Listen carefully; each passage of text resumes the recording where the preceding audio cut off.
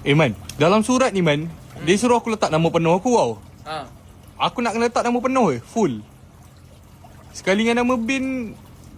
Man.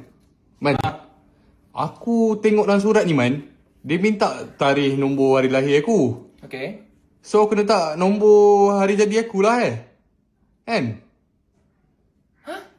Ke nombor surat beranak aku? Man. Oh Man. Ha.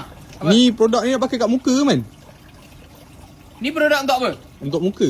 Untuk muka pakai kat muka lah, takkan pakai kat lengan pula. Engkau ni banyak tanya lah. Aduh, dah lah Yalah, tanya aku soalan tanya yang je pelik-pelik. ni, Man. Aku dah lah tak ada duit ni. Alamak. Man, IC aku hilang lah Man.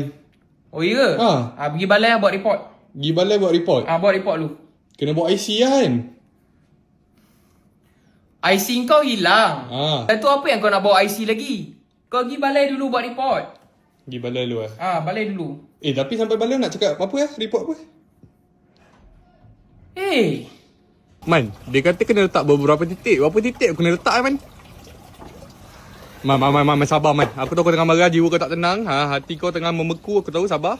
Tapi dia yang cakap ni Man, dalam ni kena letak berapa titik.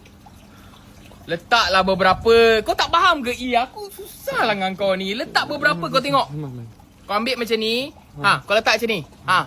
Letak beberapa titik. Beberapa? Ikut kau beberapa? Susah sangat ke bagi kau? Kalau terlebih tak apa Man.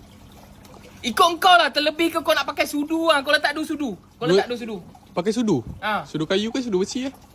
Man!